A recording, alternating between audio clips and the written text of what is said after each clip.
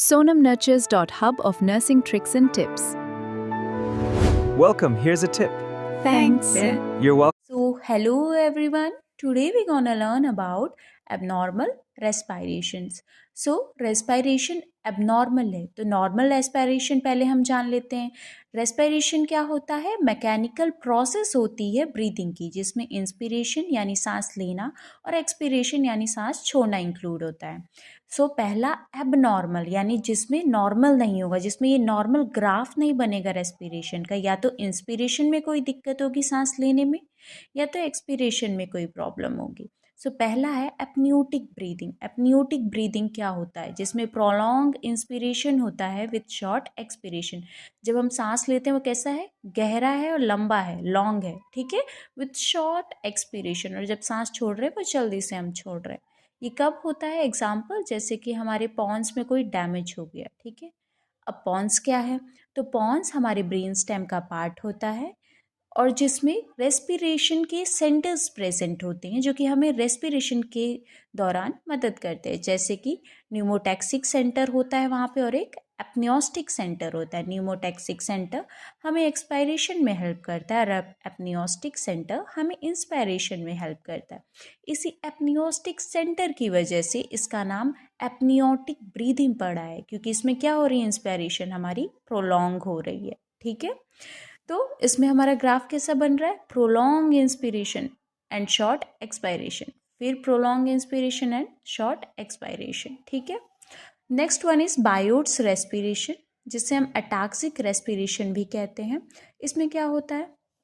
इसमें होता है irregular respiration, deep and shallow with unpredictable period of apnoea. So first of all ये कैसा होता है? इरेगुलर, यानी जो इसमें कोई रिदम फॉलो नहीं होती, ये इरेगुलर होगा. डीप और शैलो ब्रीदिंग होगी हमारी, गहरी और लंबी ब्रीदिंग होगी, पर कैसी होगी? इरेगुलर, मतलब कभी ज़्यादा गहरी हो जाएगी, कभी कम गहरी हो जाएगी. Unpredictable period of apnoea. Apnoea यानी एब्सेंस ऑफ ब्रीथ, जब हम बिल्कुल सांस नहीं ले सकते. तो ज़्यादा गहरी, कम गहरी और बीच में क्या होगा? एपनिया भी होगा, यानी हम बिल्कुल सांस नहीं ले पाएंगे, ठीक है. तो इसमें इरेगुलर रेस्पिरेशन है और किसके साथ है? एपनिया के साथ. ये कब होता है ज़्यादातर? एग्जाम्पल क्या है? जैसे किसी को मेनिंजाइटिस हो गया, यानी ब्रेन में जो मेनिंजेस हैं उसमें इन्फ्लामेशन हो गया. मेडुला एब्लंगाटा, जो कि ये भी एक रेस्पिरेटरी सेंटर ही है, जो कि डैमेज हो गया, तो तब हमें ये प्रॉब्लम होती है. इसका ये ग्राफ है. इरेगुलर होगा इसमें, ठीक है, डीप और शैलो होगा, इरेगुलर होगा, और फिर बीच में एपनिया होगा. एपनिया के लिए हम स्ट्रेट लाइन शो करते हैं, ठीक है. यहाँ पे कोई ब्रीदिंग नहीं, इसलिए हम सीधी लाइन खींच देते हैं.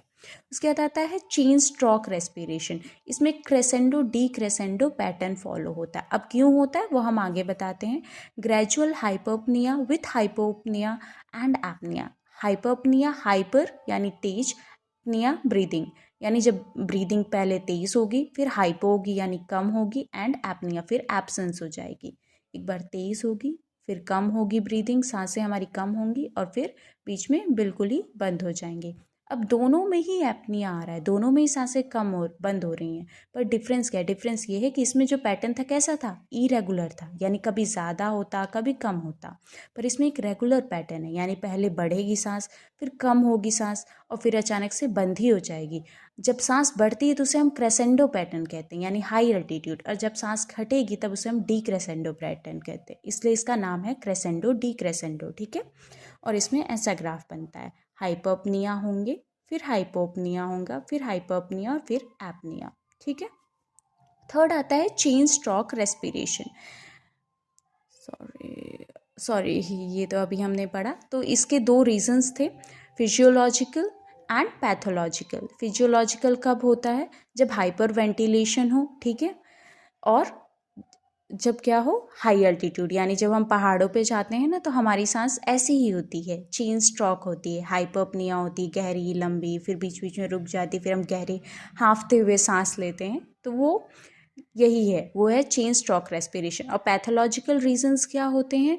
पैथोलॉजिकल मतलब जो हमें किसी डिजीज़ की वजह से हो रहा, किसी यानी बॉडी में कोई प्रॉब्लम हो रहे हैं, ऑर्गन्स में इलेक्ट्रोलाइट इम्बैलेंस हो रहा है, तो तब क्या होता है? पैथोलॉजिकल डैमेज है, ठीक है.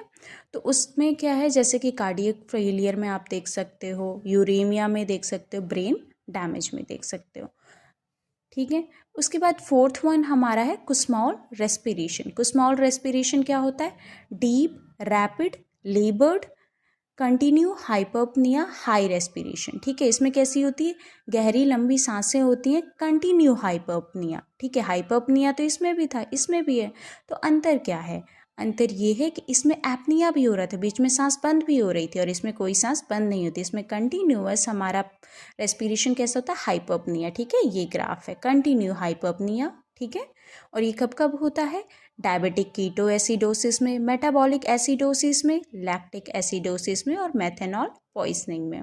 अब लेट्स क्विक रिव्यू करते हैं पूरे टॉपिक को हम। तो एपनियोटिक ब्रीदिंग में क्या होता है? प्रोलॉन्ग इंस्पिरेशन होता है, शॉर्ट एक्सपायरेशन होता है। बायोट रेस्पिरेशन में क्या होता है? इसमें इरेगुलर रेस्पिरेशन होता है और एपनिया के साथ होता है। इसमें चेन स्ट्रोक में रेगुलर रेस्पिरेशन होता है, फिर एपनिया होता है। और कुस्मॉल में कंटिन्यूअस डीप ब्रीदिंग होती है। So thank you.